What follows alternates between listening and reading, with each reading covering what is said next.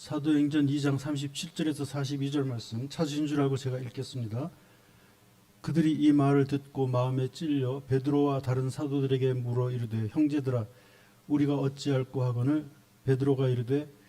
너희가 회개하여 각각 예수 그리스도의 이름으로 세례를 받고 죄사함을 받으라. 그리하면 성령의 선물을 받으리니 이 약속은 너희와 너희 자녀와 모든 먼데 사람 곧 주 우리 하나님이 얼마든지 부르시는 자들에게 하신 것이라 하고 또 여러 말로 확증하며 권하여 이르되 너희가 이 패역한 세대에서 구원을 받으라 하니 그 말을 받은 사람들은 세례를 받음에 이날의 신도의 수가 3,000이나 더하더라. 그들이 사도의 가르침을 받아 서로 교제하고 떡을 떼며 오로지 기도하기를 힘쓰니라. 사랑하는 성도 여러분, 신약 성서 27권 중에 한 책인 사도행전은 예수 그리스도께서 이 땅의 사역을 마치시고 하나님 우편으로 오르신 이후부터 약 30년여간 동안에 일어났던 초대교회의 역사입니다. 이 기간 동안에 예수 그리스도가 성취시키시고 또한 그 성취의 최종 목적지로 장차 임하게 될 하나님의 나라에 관한 복음과 그리고 예수 그리스도의 다시 오심으로 완성될 인류 구원의 결실과 실현이 예루살렘을 넘어서서 이방의 지역 땅끝까지 확장되어가는 과정이 기록이 되어 있습니다. 그리고 이 과정 속에서 이러한 역사와 사건을 이끌어 가시는 하나님의 성령이 어떻게 나타나셨고 어떻게 임하셨고 어떻게 역사하시는가에 관한 기록이 사도행전의 기록입니다. 그래서 사도행전은 첫째 예수님이 성령이 다시 오게 될 것이라는 약속으로부터 시작해서 너희는 예루살렘을 떠나지 말고 내가 약속한 성령을 기다리라 하는 그 당부의 말씀으로 시작해서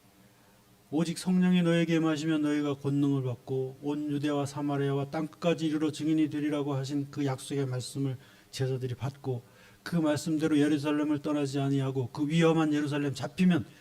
그들도 처형당할 수 있는 그 거칠고 그리고 박해와 그리고 죽음의 위협이 난무하는 예루살렘을 떠나지 않고 마가의 다락방에 모여서 그 성령을 기다릴 때 마가의 다락방의 오순절날에 성령이 임하는 것으로부터 사도행전이 시작되고 그 사도행전이 기록이 되고 있습니다. 이 성령은 어떤 면에서는 사도행전의 그 다락방에서 임하기 이전부터 계셨던 분이고 인류를 창조하실 때부터 계셨던 삼위일체 하나님이시지만 그러면 다락방에만 성령님과 전에 성령님은 다른 분인가 하는 그런 오해를 불러일으킬 만한 그런 강조점이 사도행전에 그 불같이 임하고 불의 혀같이 임하고 그리고 바람같이 임하고 그리고 그 서로 알지 못하는 언어가 서로 소통되는 그런 소통의 영으로 임하는 그 장면이 장엄하고 신비하고 위대한 장면이긴 하지만 때로는 사람들이 그럼 그 전에 성령님은 어떻게 다른가 하는 그런 의문을 품을 수 있는 지점이라고도 할 수가 있습니다. 그런데 여기에 대해서 많은 사람들은 많은 학자들은 많은 설교가들은 또 많은 성경학자들은 구약시대에도 하나님의 은혜를 갈망하며 하나님의 뜻을 붙들고 살아가려고 하던 사람들에게는 성령이 임하였다고 그렇게 주장하기도 합니다. 그래서 그 성령이 그냥 오신 것이 아니라 예수 그리스도의 그 복음의 그런 구원의 위대함을 우리에게 증거하고 예수 그리스도의 그 십자가가 우리의 죄악을 사하고 그 길밖에는 하나님의 은혜를 받을 길이 없다는 것을 우리에게 깨우치게 하시는 그런 은혜로 성령이 오셨다면 그러면 예수님 이전에 성령은 어떻게 오셨을까? 그것을 많은 학자들은 여러 가지로 얘기를 합니다만은 제 입장에서 보면 이사야 선지자를 통해서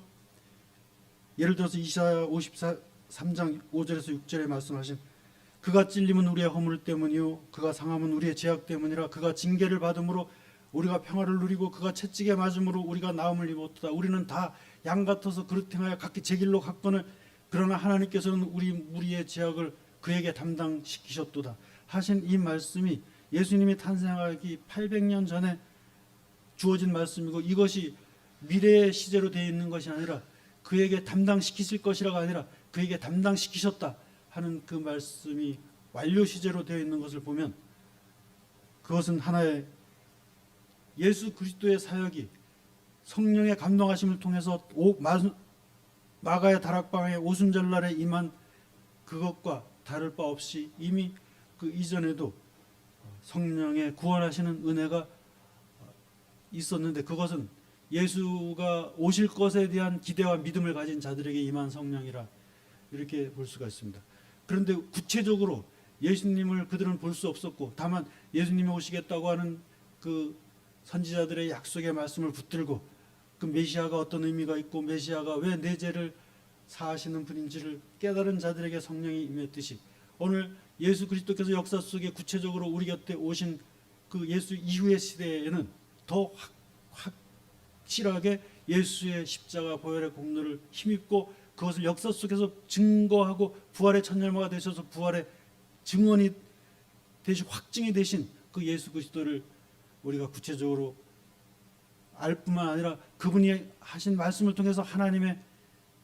말씀이 어떤 의미가 있고 그분이 하신 말씀의 방향을 통해서 하나님이 어떤 방향으로 우리의 삶을 이끌어 가신다는 것을 구체적으로 알 수 있는 시대이기 때문에 우리는 은혜의 시대를 살고 있다고 해도 과언은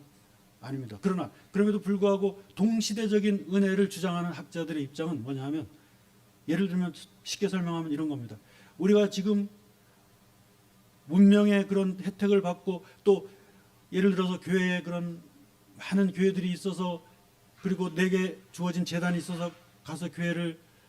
섬기고 예수 그리스도의 십자가의 보혈의 그 공로에 감격을 하면서 예배를 드리고 하는 그런 기회를 얻고 은혜의 시대를 살고 있지만은, 그러나 은혜의 시대 이전의 사람들은 도무지 은혜가 없는 시대를 살았느냐 하면, 오히려 그 시대의 사람들은 죄 지을 수 있는 기회가 없는 시대를 살았다. 지금 교회가 난무하고 또 어떤 면에서는 그 교회가 무질서한 그런 모습을 세상에 보여주고 있는 면도 있을 정도로 우리가 마음 아픈 그런 요소들을 가지고 아픈 마음으로 우리가 하나님의 새로운 은혜를 갈망하는 시대에 이르는 것은, 그리스도 이전의 시대가 오히려 죄를 지을 수 있는 기회가 없는 그런 시대였을 수도 있다는 생각을 역으로 해봤듯이, 이것은 무슨 말씀입니까? 그것은 바로 메시아의 오심을 기다리면서 그분이 제발 왔으면 좋겠다. 그래서 누가복음 2장 그 말미에 나오는 시므온과 안나가 예수님이, 아기 예수님이 그 절기에 성전에 왔을 때 그 예수를 보고 막 감격을 하면서 울면서 그 예수를 안고 그렇게 얘기하잖아요. 내 평생에 메시아가 오실 거라는 믿음을 가지고 여기서 내가 오직 그리스도만 기다리면서 성전을 떠나지 않고 내가 평생을 여기서 살았는데 드디어 내가 구원의 구주를 보게 되었다고 하면서 그 시므온과 안나가 그 성전에서 감격의 눈물을 흘리는 장면이 누가복음에 나옵니다. 그러니까 제가 무슨 말씀을 드리려고 하는 겁니까? 예수 이전의 사람들은 예수 그리스도가 오실 것을 기대하면서 하나님의 은혜를 갈망하면서 더 예수 이후의 신약 시대의 믿음의 사람들보다 더 뜨거운 마음으로 하나님의 은혜를 사모했다면 그들이 받는 구원이 우리가 받는 구원과 다를 바가 없을 것이다. 개인적으로는 그런 생각을 해보게 됩니다. 그러므로 이제 이사야 59장 1절에서 2절에 나오는 말씀처럼, 이것도 예수님 오시기 800년 전의 이야기입니다마는, 여호와의 손이 짧아서 구원하지 못하겠느냐, 여호와의 귀가 둔하여 듣지 못하겠느냐, 오직 너희 죄악이 너희와 하나님 사이를 갈라놓은 것이 아니냐, 너희 죄가 하나님의 얼굴을 가리워서 하나님이 너희의 기도를 듣지 아니하는 것이 아니냐. 예수님이 탄생하시기 전에 선지자의 입술을 통해서 주신 이 말씀을 볼 때 우리가 깨달아야 될 것이 있습니다. 은혜 시대의 마가의 다락방의 구체적인 성령의 역사 속에서 본 우리가 하나님의 팔이 짧은 것처럼, 하나님의 구원이 마치 별거 아닌 것처럼 그렇게 그 구원의 감격을 누리지 못하고 살아간다면 오히려 구약시대 사람들에게 더 기회가 있었다고도 볼 수가 있습니다. 그래서 어떤 면에서 하나님의 은혜는 동시대적인 은혜다 이렇게 볼 수 있기 때문에 우리가 그럼 예수 믿기 전에 사람들은 어떻게 구원받았느냐 이렇게 물으면 하나님이 약속하신 그 그리스도의 십자가와 부활의 그리스도를 기다리는 그 믿음으로 구원을 받았다 이렇게 생각하면 되는 것입니다. 그래서 제가 이 말씀을 드리는 이유는 그렇게 그리스도의 갈망을 삶 속에서 채우면서 오직 주님의 약속을 기다렸던 그 사람들이 은혜 이전의 시대였음에도 불구하고 우리는 이미 그 약속이 성취되고 그 약속이 우리 곁에 주어졌는데도 불구하고 그들이 지닌 갈망을 가지지 못하고 그들이 가진 그런 그 갈급한 마음을 가지지 못한다면 오히려 그 시대 사람들이 이 시대 사람들보다 나을 수도 있다는 생각을 제가 개인적으로 해봤다는 말씀을 드립니다. 이것은 어떤 적절한 비유가 될지는 모릅니다만 요즘 아이들이 컴퓨터 앞에서 그리고 주변에 나가면 막 게임장이 많고 가면은 뭐 이렇게 막 어떤 놀이시설도 많고 그렇지만 우리가 이전 시대 아무것도 놀 것이 없어서 논바닥을 뛰어다녔던 그 시대가 불행했느냐? 오히려 그렇지 않고 그 시대가 오히려 더 낭만이 있고 더 즐거웠던 추억이 더 많을 수도 있다는 생각을 했듯이 그 시대나 지금 시대나 사람이 살아가는 데 있어서 하나님의 은혜는 동일하다는 것입니다. 그때 받지 못했던 은혜를 지금 받는다고 해도 또 그때 사람들이 가졌던 순수함을 놓치고 살아가는 시대를 우리가 보듯이 하나님이 약속하신 그리스도를 기다렸던 그 사람들의 그 갈망을 그리스도가 왔는데도 그 그리스도를 진짜 진심으로 영접하지 못하는 이 시대의 사람들이 과연 행복하냐? 오히려 이전 시대 그리스도를 기다리며 살았던 그 기다림으로 구원받았던 사람들이 오히려 더 순수하고 행복하지 않았냐 이 생각을 해보게 되면서 그러나 그럼에도 불구하고 어쨌든 우리는 구체적으로 성령의 역사하심과 그 의미를 알게 됐고 구체적으로 예수님의 입술을 통해서 하나님의 그 뜻이 무엇인가를 확실하게 알게 된 그런 은혜를 힘입은 자들이니까 얼마나 귀하고 얼마나 좋은 그런 은혜의 사람들인가 하는 것을 제가 말씀드리려고 했던 것입니다. 그래서 성령의 시대에 우리가 생각해야 될 것은 성령이 얼마나 귀한 것이고 성령이 왜 오순절 다락방에 임함으로써 그것이 우리에게 어떤 의미가 있는가. 그 시대 이전에는 희미하고 특별한 사람들에게만 성령이 있는 줄로 알았고 사사들이나 아니면 엘리야나 엘리사나 이사야나 에레미야 같은 선지자들에게 임한 그 성령을 보면서 그들이 하나님의 뜻을 간접적으로 전해 듣고 하는 그런 시대를 살았다고 할지라도 오늘 우리는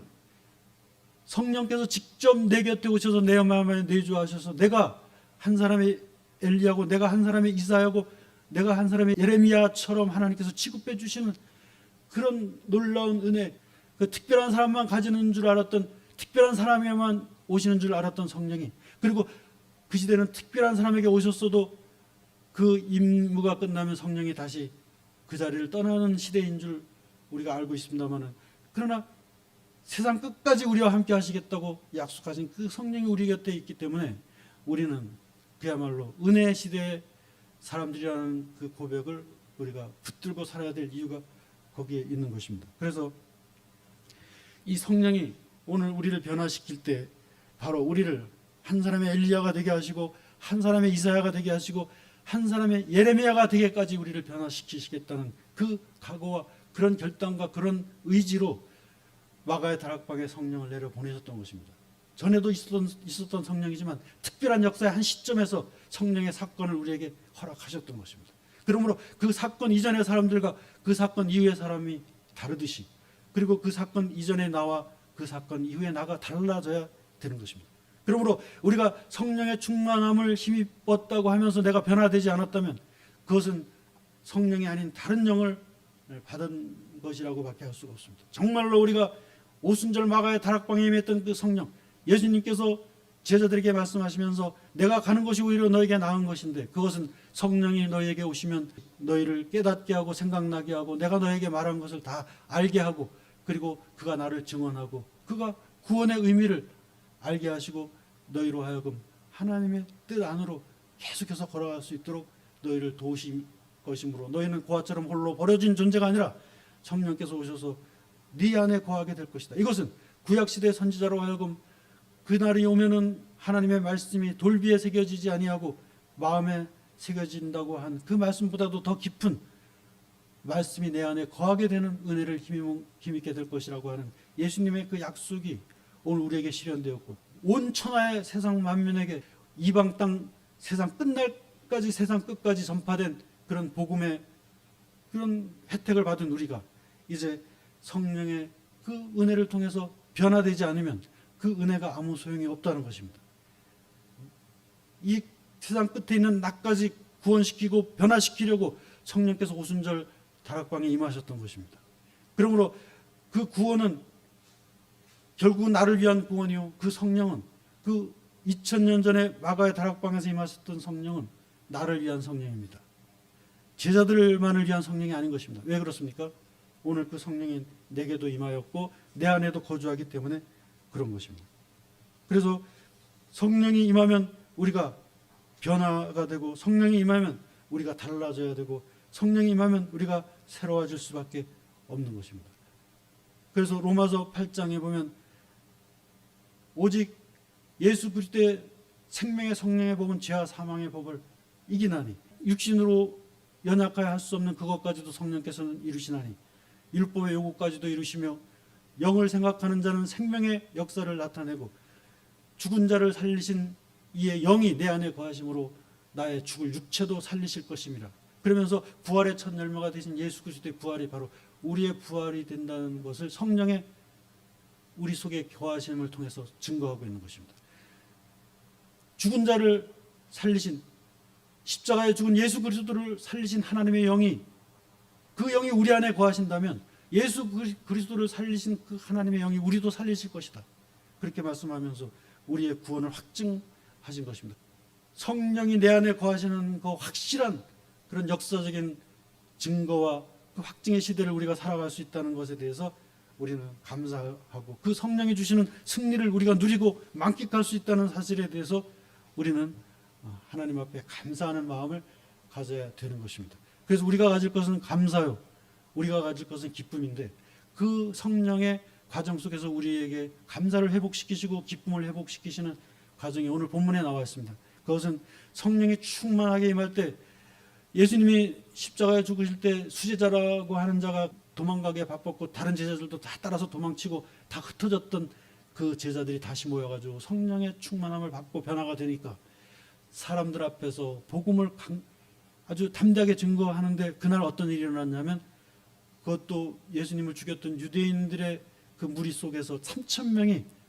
그 성령의 감동을 받고 예수님을 믿는 믿음의 사람이 되었다고 증거하고 있습니다. 그러니까 그 베드로가 변했듯이 그 성령의 충만함을 힘입은 베드로의 설교를 들은 자들의 마음에 성령이 임하셨다는 것입니다. 그리고 성경에 오늘 본문에 보면 그들이 한마디로 다 합창을 하듯이 외칩니다. 베드로의 그 복음의 설교를 듣고 우리가 어찌할꼬 탄식을 하는 장면이 나옵니다. 그러므로 사랑하는 성도들은, 우리가 정말 오순절 다락방에 임한 성령의 강림이 내 안에 거한다면 날마다 여러분 고백해야 될 탄식이 있습니다. 하나님, 내가 어찌합니까? 하나님, 제가 어찌하면 좋겠습니까? 계속 물어야 됩니다. 그들이 내가 어찌할꼬, 우리가 어찌할꼬, 그때 베드로가 그 답을 줍니다. 너희가 예수의 이름으로 세례를 받고 회개하여 다 예수의 뜻 안에서 하나님의 자녀가 되라. 그렇게 성령의 감동으로 얘기하니까 3000명이 아멘하고 하나님의 자녀가 되었듯이, 오늘 성령을 받은 우리가 그 이후에도 계속해서 내가 어찌할꼬 하는 성령의 그런 탄식에 동조하는, 성령은 탄식하시는 분이거든요. 우리가 빌바를 알지 못할 때 우리를 위해서 탄식하셨던 분이고, 우리의 죄악을 탄식하시는 분이고, 우리를 한탄하시는 분입니다. 그러므로